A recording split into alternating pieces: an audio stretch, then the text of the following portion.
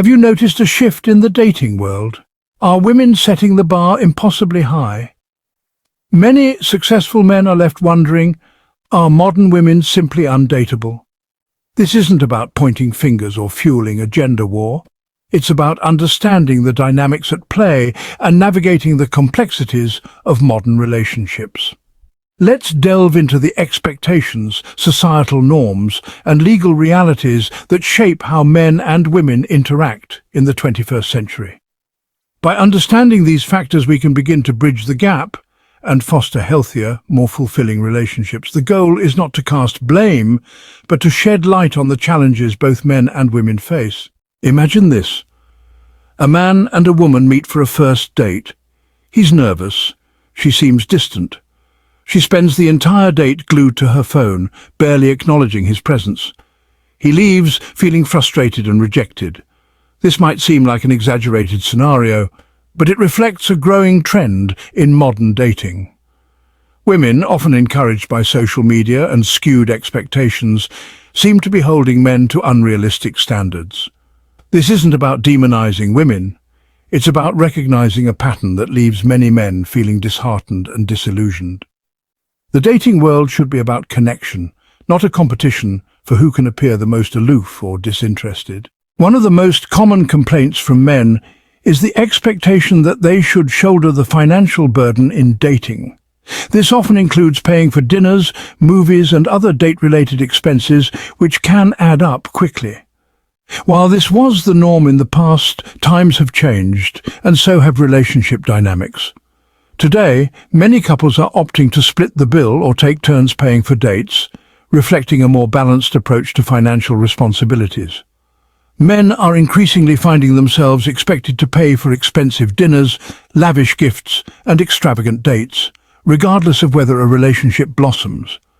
This can create a significant financial strain, especially if dating multiple people or going on frequent dates.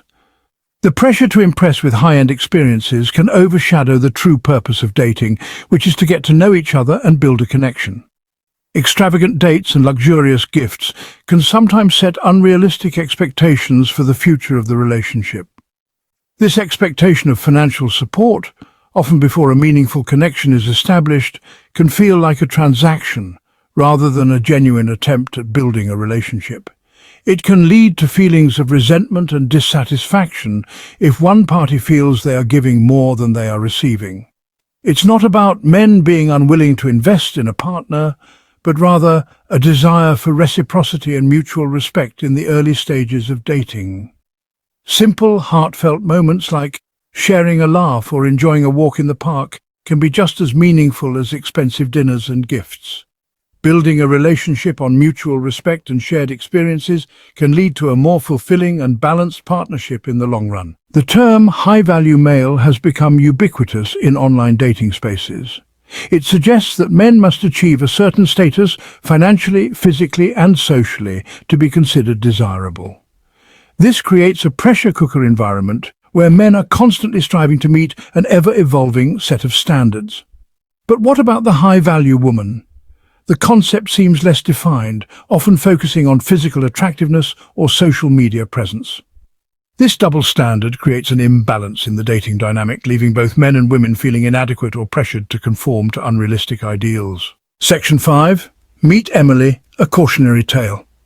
Let's look at Emily, a hypothetical representation of a growing trend.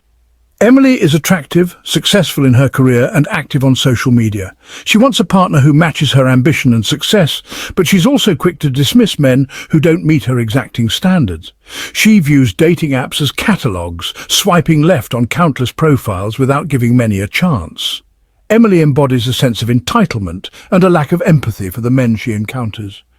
She's focused on finding the perfect partner, a fantasy fueled by social media and unrealistic expectations. Section 6. Double standards and the draft. The conversation about modern dating often leads to discussions about gender roles and equality. These discussions can be quite heated as they touch on deeply ingrained societal norms and expectations. People from all walks of life bring their own perspectives and experiences to the table, making it a rich and complex topic. Take, for example, the debate surrounding women in the military. This debate isn't just about whether women can serve. It's about the broader implications of gender equality in all areas of life. Women have proven time and again that they are capable of performing in roles traditionally held by men, from combat positions to leadership roles. Many argue that women should be subject to the draft if they want true equality. This argument is rooted in the belief that equality means equal responsibilities as well as equal rights. If men are required to register for the draft, should women not be held to the same standard?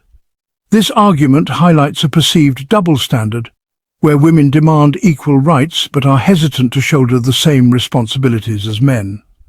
Critics argue that true equality cannot be achieved if one gender is exempt from certain obligations. This perceived double standard fuels much of the debate around gender roles and equality. While the issue of the draft is complex, it underscores a broader point about the complexities of navigating traditional gender roles in a modern context. The draft is just one example of how societal expectations and legal requirements can clash with evolving views on gender equality. The historical context of the draft adds another layer of complexity, as it has traditionally been a male-only obligation. It's not about forcing women into specific roles, but rather about acknowledging the sacrifices and responsibilities that come with true equality. True equality means recognizing that both men and women have valuable contributions to make, and that both should be willing to share in the responsibilities that come with those contributions. The goal is to create a society where everyone, regardless of gender, can thrive and contribute to their fullest potential. Section 7. Red Pill. Realities. The term red pill has become synonymous with a certain disillusionment among men when it comes to dating and relationships. It represents a moment of awakening, where men realize that the fairy tale version of love and partnership often clashes with the realities of modern dating. This isn't about promoting misogyny or resentment towards women. It's about acknowledging the frustrations and anxieties that many men experience in a dating landscape that often feels stacked against them. The red pill metaphor, while often misused, can represent a desire for honesty and transparency in relationships. Section 8. A father's burden. The financial burden of child support is another area where men often feel disadvantaged. While both parents have a responsibility to support their children, the legal system often places a disproportionate financial burden on fathers, even in situations where custody is shared. This isn't about denying mothers the support they need, but rather advocating for a fairer system that considers the financial realities of both parents. The goal should be to ensure the well-being of the child without unfairly burdening one parent over the other. Section 9. Courts and custody battles. Family courts, designed to provide fairness and resolution in custody disputes, often become battlegrounds where emotions run high and the stakes are incredibly personal. The best interests of the child can become muddled amidst the legal jargon and emotional turmoil. Fathers, in particular, express feeling marginalized in these proceedings, often feeling like their voices are not heard or valued. They frequently face an uphill battle when it comes to custody arrangements and visitation rights, feeling the system is stacked against them.